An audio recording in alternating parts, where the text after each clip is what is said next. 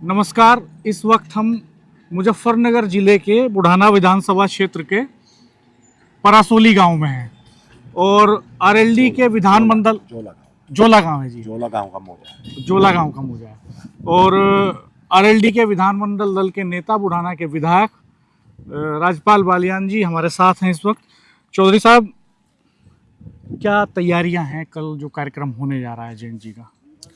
जैन जी और हमारे जल शक्ति मंत्री जी का कल कार्यक्रम है। उसके लिए हम लोगों की बहुत बड़ी तैयारी है। सभी लोग, हमारे राष्ट्रीय लोकदल के लोग सभी, वो मुजफ्फरनगर जनपद के साथ साथ शामली जनपद भी लगा जनपद है, उसके हमारे नेता वो भी इस रैली में लोगों को भेजने का काम कर रहे हैं। और उम्मीद ये है कि हमारी रैली बहुत बड़ी रैली होगी, बहुत मजबूत रैली होगी और नेताओं के विचार सुनने के लिए सब लोग यहाँ आएंगे।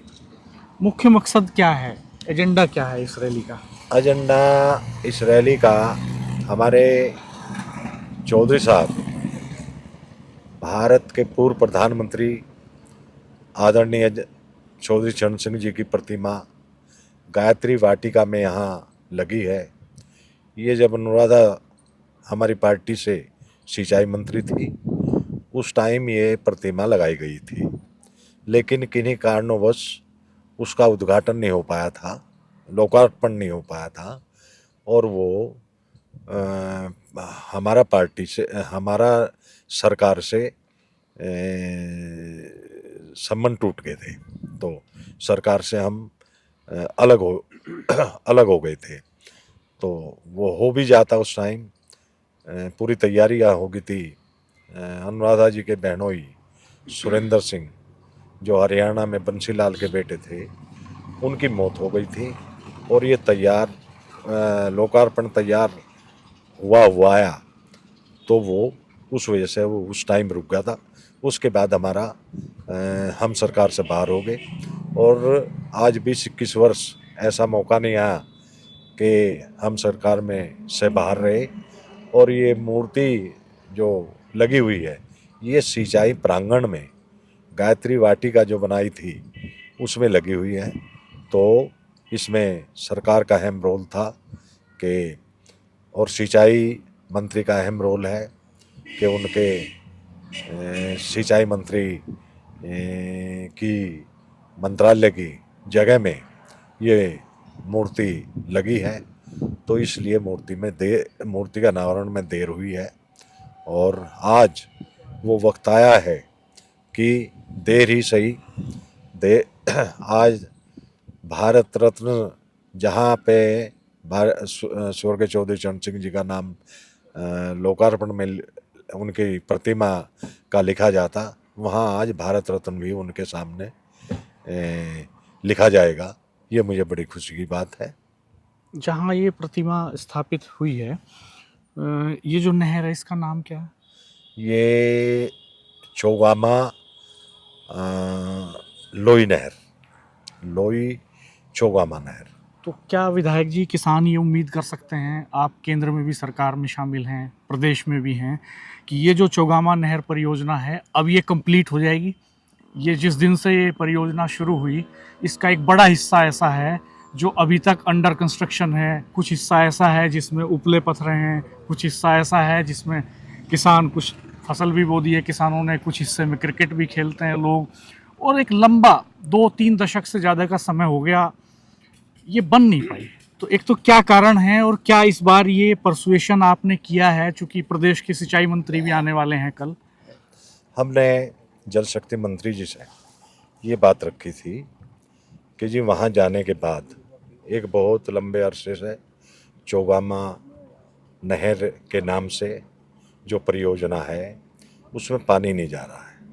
नहरें खुद चुकी है, नहरें तैयार हैं, लेकिन उनमें पानी नहीं जाता है। और जिस पर्पज से वे नहर बनी थी कि भाई वहाँ पानी जा, तो वो पर्पज किसान का वहाँ पूरा नहीं हुआ। तो वो आपसे निवेदन है कि आज मुजफ्फरनगर आप मूर्ति का अनावरण करने आ रहे हैं तो वहाँ घोषणा इस बात की करें, तो उसके लिए वो तैयार हो गए थे कि मुझे टेल तक पानी पहुँचाना है और मैं पानी की घोषणा करूँगा। मुझे उम्मीद है कि हमारे सिंचाई मंत्री ये घोषणा मंच से करके जाएंगे। अच्छा, इसमें आप तो चूंकि बहुत लोकप्रिय जनप्रतिनिधि हैं, आप कई बार विधायक रहे इस इलाके से, आपने पहले भी ये इशू लगातार उठाया, पैदल यात्राएं भी निकली और चौधरी चरण सिंह के ज़माने से ये मांग है। चौधरी साहब ने बहुत बड़ा इनिशिएटिव लिया था इस नहर के लिए, क्योंकि चौगामा का पूरा इलाका सिंचाई की सुविधाओं से वंचित था। कई इलाके ऐसे थे जिनमें पुल नहीं थे नदियों के, छोटी छोटी नदियों के, और ट्यूबवेल नहीं थे सरकारी। उस वक्त से ये मांग चली आ रही है। तो क्या दिक्कत आई, कहाँ पेच फंसा कि 30 साल में भी ये कंप्लीट नहीं हो पाई? दिक्कत ये फंसी जो बताया जाता है कि हम तो सरकार से बाहर हुए, सरकार में शामिल नहीं हुए। उस टाइम नहरें खुद चुकी थी, नहरें तैयार हो चुकी थी लगभग, बाकी हैं लेकिन लगभग तैयार हो चुकी थी। हम सरकार से बाहर हो चुके थे। गंगा का पानी इस नहर में आना था और वो पानी की कमी हम लोगों को बताकर कि भाई पानी की कमी है और कमी की वजह से इन नहरों में पानी नहीं आया। ये सरकार की योजना रही। अगर सरकार में हम शामिल रहते तो अब तक शायद ये दिन देखने को ना मिलता, नहरों में पानी मिलता। तो क्या अब उम्मीद करें किसान की अब आने वाले 6 महीने में या अगले सीजन में पानी मिलेगा इन टेल में इनकी? ये उम्मीद पे ही दुनिया कायम है। जी। और जो हमारी सिंचाई मंत्री जी से बात हुई तो हमें पूर्णतः उम्मीद है। और इसमें एक सिंचाई का काम नहीं कि इन नहरों से केवल सिंचाई से ही लाभ होगा। इन नहरों से हमें उससे भी बड़ा लाभ हमारे किसानों को, हम लोगों को, इस क्षेत्र को ये होगा कि वाटर लेवल जो दिनों दिन हमारा नीचे गिरता जा रहा, तो वो ये नहरें अगर चालू होंगी तो वो वाटर लेवल बढ़ेगा और उससे यहाँ के किसानों को जो इससे सिंचाई नहर से नहीं भी करेगा तो उसको ये लाभ मिलेगा कि वाटर लेवल बढ़ने के बाद ट्यूबवेलों में पानी होगा, सिंचाई अच्छी होगी और ये लाभ किसानों को मिलेगा। विधायक जी, पिछले दिनों आप लोगों का एक डेलीगेशन मुख्यमंत्री जी से मिला। आपके दोनों सांसद भी थे और आपके नेतृत्व में पूरा विधानमंडल दल आरएलडी का था उसमें। जब अखबारों में अगले दिन खबरें आई और आप लोगों के सोशल मीडिया प्रोफाइल पे जो आप लोगों ने इन्फॉर्मेशन शेयर करी, उसमें फ़ोटो के ऊपर जो लिखा था उसमें गन्ने के भाव का कोई मसला नहीं था, उसमें सेंटेंस था कि किसानों के मुद्दे के बारे में बात की। तो क्या मुख्यमंत्री जी से गन्ने के भाव के विषय में कोई बात हुई या नहीं हुई? माननीय मुख्यमंत्री जी से बात हुई, गन्ने के विषय में बात हुई। इस वजह से हम लोग मिले थे कि कुछ गन्ने का रेट कुछ ना कुछ बढ़े। माननीय मुख्यमंत्री जी से निवेदन करने के लिए हम लोग गए थे, लेकिन मुख्यमंत्री जी ने अब के सीजन में अपनी मजबूरियां जताई। उन्होंने एक्सपोर्ट वाली बात रखी, एंथलोल वाली बात रखी और कुछ मुद्दे रखे, तो और उन्होंने अगले साल के लिए ये आश्वासन दिया कि अब की बार जो रेट नहीं बढ़ा, अगली बार हम ऐसा रेट बढ़ा देंगे कि उसकी भरपाई, पिछली भरपाई भी हम कर देंगे, ऐसा हम लोगों को आश्वासन दिया।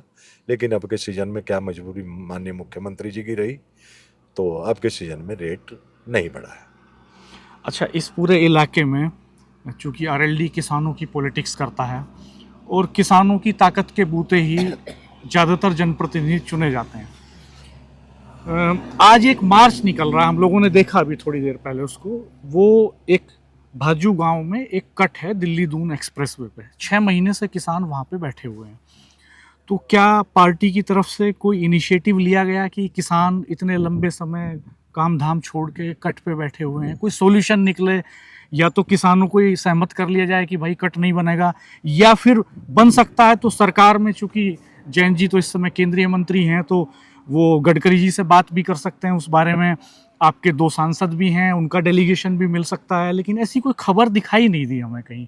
तो क्या वजह है इसकी? इसमें हम लोग चुनाव से पहले, जब तक अलायंस नहीं हुआ था, चुनाव तो अलायंस में हुए पार्लियामेंट के, तो उस टाइम गडकरी जी से माननीय जयंत चौधरी जी ने समय लिया था, और हम दोनों एमएलए को, हमारा क्षेत्र पड़ता है इधर बुढ़ाना का क्षेत्र पड़ता है, उधर शामली का क्षेत्र पड़ता है, हम दोनों एमएलए को लेकर जैन जी गडकरी जी से मिले थे। गडकरी जी ने अधिकारियों की मीटिंग ली थी, और मीटिंग लेने के बाद अधिकारियों का ये कहना था कि जी वो नज़दीक कट हो जाएगा।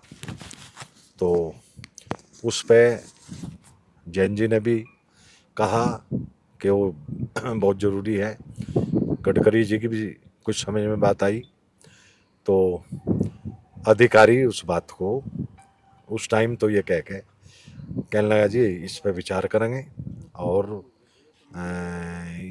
इस प्रॉब्लम का समाधान करने का प्रयास करेंगे। लेकिन अधिकारी बतावे कट को पंचर, हम तो बतावे कट, और वे अधिकारी बतावे कि जी पंचर ज्यादा हो जाएगा, एक्सप्रेसवे में पंचर हो जाएगा। एक्सप्रेस में पंचर हो जाएगा। तो उसके लिए भी हम लोग मिले थे, बात करी थी। लेकिन एक बात है, हम वहाँ किसानों से बात कर रहे थे, हमने लीडर्स से के बजाय आम किसानों से बात करी कि आप क्यों मांग रहे हैं ये कट। तो अधिकांश किसानों का ये कहना था कि साहब इस ज़मीन हमारी एक्वायर हुई, जिस रेट में एक्वायर हुई मार्केट में आज उससे बहुत ज़्यादा रेट हो गया है, तो हमें उतने में जितने पैसे हमें मिले उतने में कहीं उतनी भी ज़मीन नहीं मिल रही जितनी चली गई। दूसरा वो ये कह रहे थे कि साहब यहाँ कट मिल जाएगा, तो चूंकि ये मंसूरपुर से शामली को कनेक्ट करता है ये रोड, और ये करीब 50-60 गाँवों को इसका बेनिफिट मिल जाएगा, तो इसका डेवलपमेंट पे, एम्प्लॉयमेंट पे, सोशल फैब्रिक पे असर पड़ेगा, इस तरह की बात वो कर रहे थे।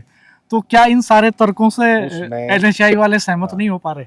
उसमें हम लोग मिले थे, प्रमुख सचिव पीडब्ल्यूडी जी, मैं और प्रसन्न जी। एक अधिकारियों के दिमाग से ही हम लोगों को एक रास्ता मिला था जी। वो रास्ता ये मिला था कि स्टेट हाईवे, ये जो शामली और मंसूरपुर रोड है, वो स्टेट हाईवे बना दिया जा, डिक्लेयर कर दिया जा, और उसमें कट फिर अपने आप ही जरूरी हो जाएगा। तो उसमें हमारी शामली फैक्ट्री आती है, मंसूरपुर फैक्ट्री आती है, शामली कस्बा आता है, बीच में शाहपुर कस्बा आता है, फिर मंसूरपुर कस्बा आता है। ये सारा हम लोगों ने तर्क रखा, और जनसंख्या के हमने आंकड़े भी रखे जी।